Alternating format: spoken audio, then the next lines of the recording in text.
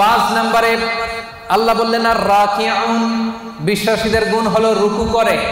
6 নম্বরে বিশ্বাসীদের গুণ হলো আসাজিদুন, বিশ্বাসীরা সিজদা করে।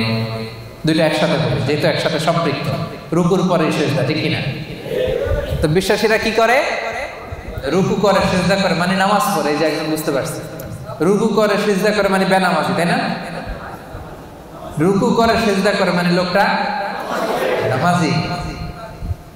আহা, প্রতিদিন এই নামাজ, এই মসজিদের জায়গাগুলো আমাদেরকে ডাকে, আসো সালাত আদায় করো, কিন্তু আমরা পড়ি না। এরকম আসরা নাই?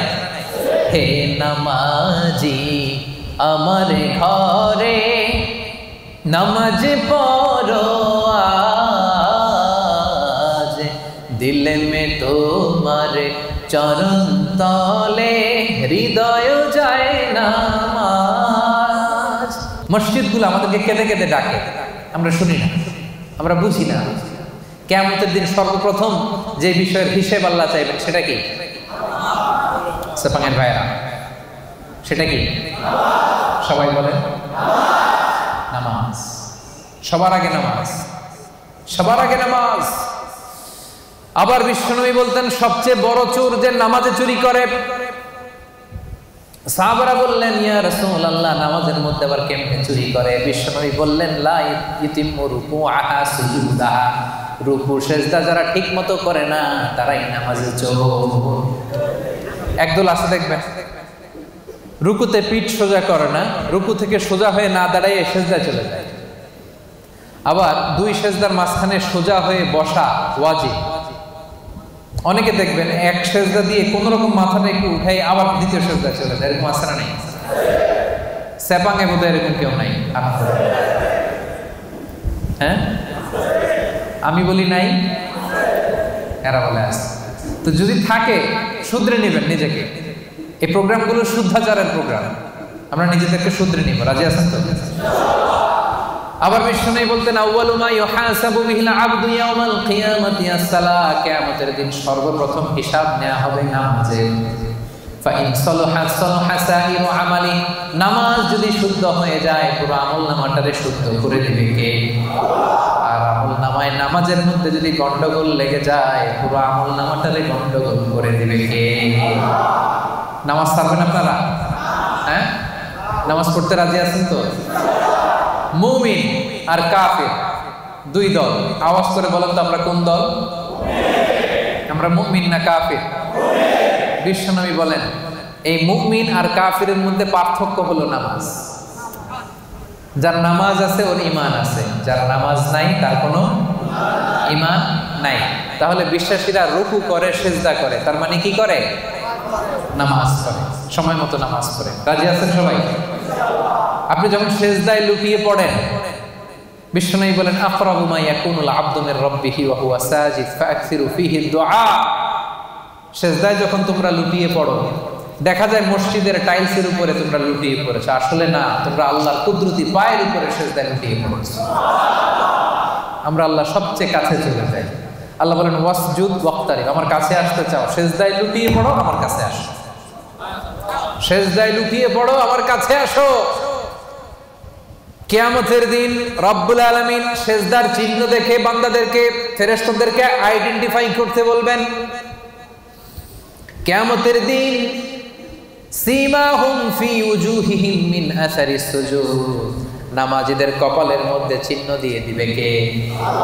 সবাই দেখেই বুঝতে পারবে লোকটা নামাজি ছিল। সুবহানাল্লাহ, কি ভাগ্যবান! কিয়ামতের দিন জ্বলজ্বল করতে থাকবে। আর যারা নামাজ পড়ে নাই তাদের চেহারাগুলো কালো হয়ে থাকবে। এবং সিজদা যারা দিয়েছে এই সিজদার জায়গা কখনো জাহান্নামের আগুন খেতে পারবে না, কখনো খেতে পারবে না। এজন্য নামাজ যেন আমরা না ছাড়ি। বিশ্বনবী ইন্তেকালের আগে কয়েকটা শব্দ বলেছেন, এর মধ্যে একটা বলেছেন নামাজ। নামাজ, উম্মতেরা নামাজ, নামাজ, নামাজ ছেড়ে দিয়েছে। ওমরে ফারুক একবার নামাজ পড়তেছিলেন, আবু লুবলু নামে একজন এসে ছুরি মারলেন। মাজুসি অগ্নি উপাসক, অনেক দিনের হিংসা পুষে রেখেছিল যে ওমরকে আমি শেষ করে দিই। ছুরি মারলেন, ওমরে ফারুক লুটিয়ে পড়লেন ফজরের সময়। কাতারের মাঝখান দিয়ে এসে ছুরি মারতে মারতে 13 জনকে আঘাত করলেন, 7 জন স্পট ডেথ, ওই জায়গায় মৃত্যুবরণ। ওমরে ফারুক বেহুশ, হুশ ফিরার পরে মুখে দুধ দেয়, এদিক দিয়ে বের হয়ে যায়। 3টা মারছে, নারী বুড়ি কেটে গেছে। দুধ দেয়, দুধ বের হয়ে যায়, নাবিজ দেয়, বের হয়ে যায়। উনি হুশ ফেরার পরে ওমরে ফারুক সর্বপ্রথম জিজ্ঞেস করতেছে, আসল্লান নাস, আমার ইমামতিতে যে ফজরের 2 রাকাত শুরু হয়েছিল, নামাজটা কি ঠিক মতো শেষ হয়েছিল?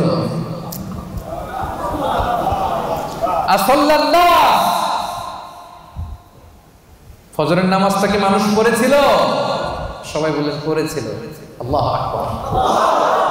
কে আমারে ছুরি মারছে, ওরে ধরো, এ কথা বলে নাই। আমার বড্ড ব্যথা, এখনই মনে হয় মরে যাব, আমার ছেলে কই, মেয়ে কই, জমি জমা কি আছে বন্টন করে দিয়ে যাই, তাও বলে নাই। আমার পরে কে খলিফা হবে এটা নিয়েও চিন্তা করে নাই। হুশ ফেরার পরে, চোখ খোলার পরে প্রথম কথা ছিল আসল্লান নাস, আমার দায়িত্বে যে ফজরের নামাজ শুরু হয়েছিল, 1 রাকাতের পরে ছুরির আঘাত খেয়ে বেহুশ হয়ে গেলাম। 2য় রাকাতটা তোমরা পড়েছিলে কিনা বলো? 1 রাকাত তো আমার নেতৃত্ব হয়েছে, পরের রাকাতটা পড়ছিলা কিনা, মানে 2 রাকাত কমপ্লিট করছিলা কিনা বলো? হুশ ফেরার পরে প্রথম কথা, নামাজ পড়ছিলা? এটা ফজরের কি অবস্থা? আল্লাহু আকবার। কেমন পেরেশান থাকতেন সাহাবারা। আমরা নামাজও পড়ি, দাড়িও চুলকাই, নামাজও পড়ি, টুপিও ঠিক করি, নামাজও পড়ি, মোবাইলের SMS ও দেখি, আসে না নাই? সাহাবারা মরুভূমির মধ্যে যখন নামাজে দাঁড়িয়ে যেতেন, আকাশের পাখিগুলো খেজুর গাছ মনে করে তাদের মাথার উপরে এসে বসে যেত।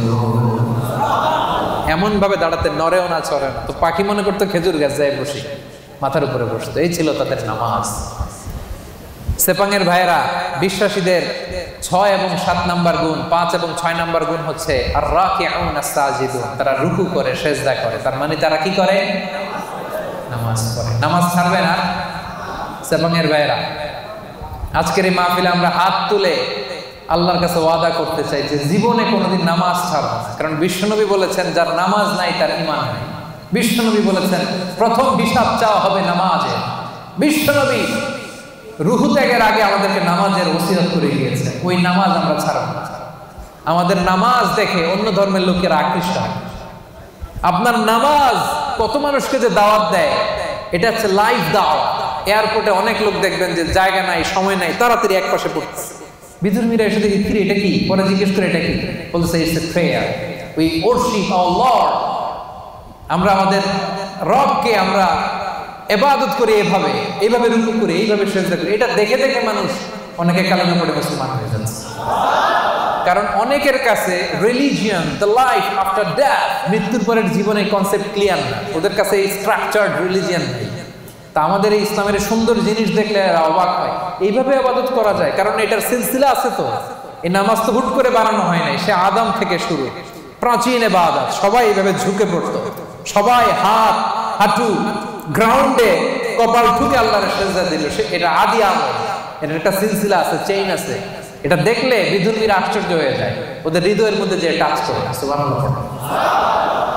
এজন্য আজকের এই সেপাঙের প্রোগ্রামে আমরা তাফসীর প্রোগ্রাম 2023-এ সেপাঙের ভাইরা ওয়াদা করতে চাই, নামাজ ছাড়বো না। নামাজ ছাড়বো না। আগে নামাজ, পরে অন্য কাজ, ঠিক কি না? কাজকে বলে দাও আমার নামাজ আছে, নামাজকে বলো না আমার। পারবেন? পারা যাবে? ব্যস্ততা যদি থাকে অ্যাটলিস্ট ফরজটা পড়েন।